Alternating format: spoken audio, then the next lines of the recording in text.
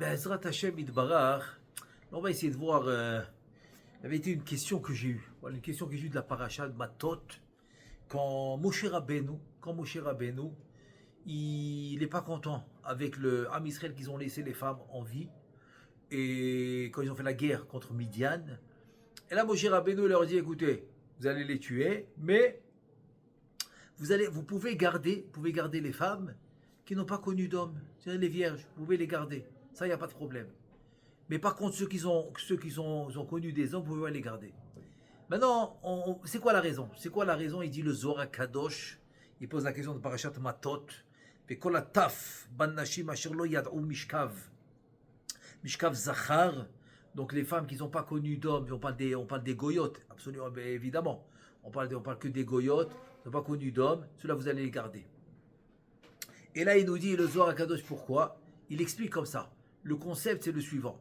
C'est que la femme, elle est faite de gvurot, de rigueur, et l'homme, il est fait de rachamim, de miséricorde.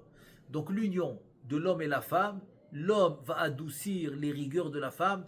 Ça, c'est le système dans le Ham Israël, dans la Gdusha. Il dit par contre, et dans les mots du Zohar, c'est comme ça. Iteta de at'ama ta'ama de rachame, c'est-à-dire rachame natha. C'est-à-dire que le rachamim va dominer contre les rigueurs de la femme. Ça, c'est dans le couple juif. Dans le couple juif, c'est les rachamim qui vont dominer. Il te dit, par exemple, chez les goïms, ça ne marche pas comme ça. Parce que c'est évident que la femme, chez le goï, elle est gvurot, elle est rigueur. Et le goï aussi. Le goï aussi, il est rigueur. Puisqu'il vient de la sitrahra. Donc c'est rigueur avec rigueur. Donc ça veut dire que là, c'est la femme qui a goûté les rigueurs parce qu'elle a eu les rigueurs de l'homme. Il te dit ça rentre dans un système de ta'ava et c'est irréparable. Irréparable, donc tu ne peux pas la prendre. Tu ne peux pas la prendre. Il compare ça au kelev.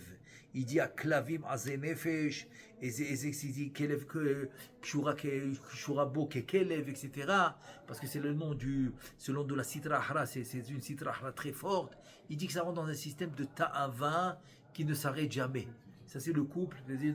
C'est pour ça que le goy, chas v'shalom, le goy qui vient sur une juive, c'est le même système. C'est pour ça que kshurabo ke kelev, et donc c'est la ta'ava. Elle est rentrée dans le système de la ta'ava, donc c'est pour ça que c'est très dur de les séparer. La même chose avec un juif et une goya aussi, parce que du fait, même s'il est juif, il a la rachamim, mais non, il n'est pas capable d'adoucir une force comme il dit, c'est dina de kasha, c'est un din très très fort, de la sitrahra, donc le juif qui chas v'shalom, qui est avec une goya, donc il ne peut pas l'adoucir, donc c'est lui qui se fait prendre. Donc c'est kshurabo kekelev, comme le chien qui est attaché, donc ça rentre dans le système de ta'ava très très très très forte, etc. etc.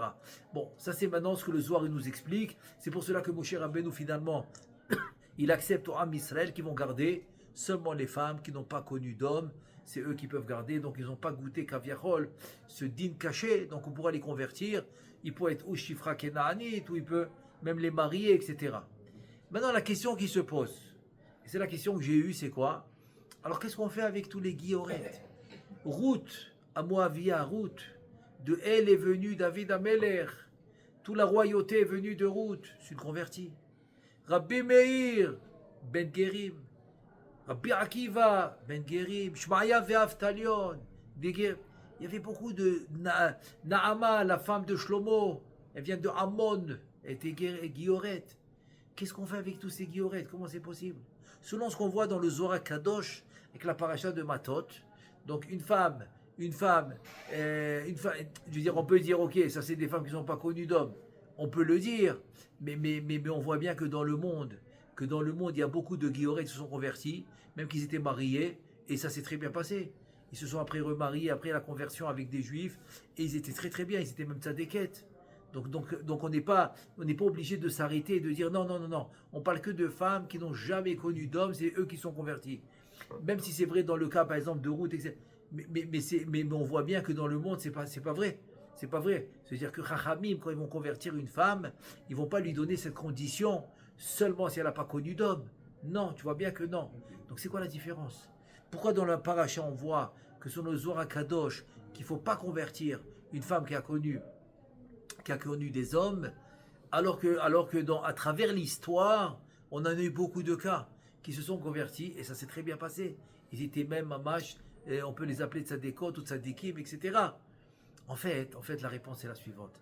C'est que dans Midian, ils les ont pris de force. C'était la guerre. Donc ils ont pris de force. Et comme ils les ont pris de force, c'est pas nécessairement parce que eux ils voulaient se convertir. Non, c'est imposé. Donc ça veut dire qu'ils n'avaient pas de nitzot, ils n'avaient pas d'étincelle de sainteté qui les poussait à se convertir vers le judaïsme. Alors que tous les cas que j'ai cités, que ce soit Ruth Moavia, que ce soit Shmaya Vaftalion, que ce soit le père de Rabbi Akiva, Rabbi Avigav Ben Yosef, Shmaya Vaftalion, etc., Kelos, tout ça, ils avaient un nitzot, ils avaient un étincelle de sainteté qui les poussait à se convertir. Ou comme on a dit, Naama, qui s'est marié avec Shlomo, etc., tout cela avait des nitzot. Donc, ça veut dire que quoi? Ça veut dire que quand il y a l'étincelle de sainteté, c'est différent. Alors oui, le système, il marche comme chez le juif. Pourquoi?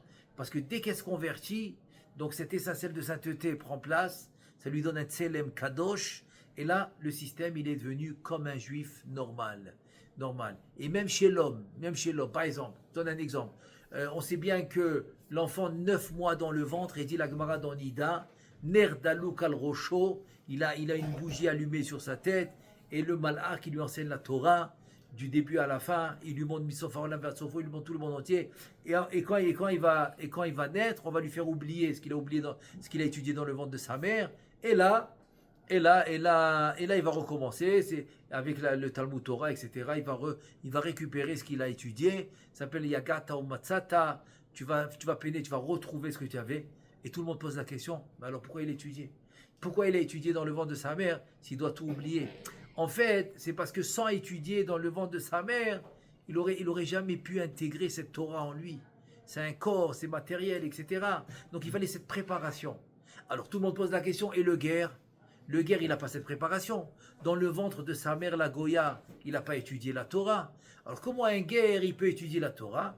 La réponse, c'est que dès qu'il va au mikvé, il se convertit, il reçoit le nefesh qui était au Har Sinaï, ça s'appelle nefashot ha-gerim, nefashot des guerres qui étaient au Har Sinaï, il le reçoit dès qu'il se convertit, dès qu'il sort du mikvé, et ça remplace les 9 mois que le juif était dans le ventre de sa mère, il le reçoit au moment de la conversion, et c'est comme ça qu'il peut étudier. Donc tu vois qu'il rentre dans le système de juif complet, c'est grâce au nitzot. Donc comme il a le nitzot, comme il a l'étincelle de sainteté, donc finalement, il n'y a pas de problème. Et là, il pourra vraiment avoir le même système que le goy. Et c'est comme ça, et le même système que le juif, pardon. C'est comme ça qu'on répond à la question. Mais celui qui n'a pas d'étincelle de sainteté, donc il n'y a aucune chance. Il n'y a aucune chance que tu pourras l'adoucir avec les rachamim, etc. Donc c'est pour cela que quoi? C'est pour cela que Moshe Rabbeinu leur dit que s'ils ont connu des hommes, il ne faut pas les accepter. Et comme ça répond à la question. Mais ceux qui ont un nitzot, une sainteté, oui, tu peux les accepter. Une grande preuve, c'est laquelle? Parashat Kitetse la Milchama. Kitetse la Milchama, lo'ivecha, là-bas, c'est écrit Isha Yefat Toar. Eshet Yefat Toar, c'est quoi? C'est une femme goy, que Chachamim ont permis. Les guerriers, c'est des tzadikim. Comme la Gemara dans Sota. Celui qui avait une petite Avera, il ne va pas en guerre. Il ne fait pas la guerre. Donc les guerriers, c'est des tzadikim. Et la Torah a permis une première relation avec une fille qui n'est pas encore convertie, qui est goy. La Torah a permis à des tzadikim qui vont en guerre une première relation avec une goya. Comment c'est possible? Alors que là, dans la paracha, on voit que quoi? Que Moshe Rabbeinu, même en les convertissant, il ne voulait pas. Même si tu les convertis, il ne veut pas. Alors comment ça marche? Alors la réponse, c'est comme j'ai dit, parce que ces tzadikim-là, ça arrive à David Ameler, ça, qu'il est parti avec une femme comme ça, et Isha Efat Torah, que la Torah a permis. Pourquoi? Parce qu'en fait, ces tzadikim, ils ne voient pas la femme, ils voient l'étincelle de sainteté. Donc comme ils voient l'étincelle de sainteté en elle, donc il voit qu'il y a du potentiel, il va retirer l'étincelle de sainteté, et donc là, c'est différent. L'étincelle de sainteté va lui donner la possibilité de vraiment adoucir exactement comme le juif grâce à l'étincelle de sainteté. Donc c'est ça la réponse. Donc la réponse est la suivante, c'est quand il y a l'étincelle de sainteté, alors oui on pourra adoucir, sinon, eh ben non. C'est pour ça que tous les conversions forcées veulent juste se convertir parce qu'elle veut se marier avec le juif, etc. C'est pour ça que dans ces cas-là, ça marche pas. Ça ne peut pas marcher. Ça marche seulement quand il y a vraiment l'étincelle de sainteté, qu'elle veut vraiment se convertir. Et ça serait la réponse pour toutes les guerres, les guillorettes, les guillorives qu'on a vu au courant de toute l'histoire. Bezrat Hashem, Bezrat Hashem, qu'on puisse avoir la rédemption finale. Amen, ve amen.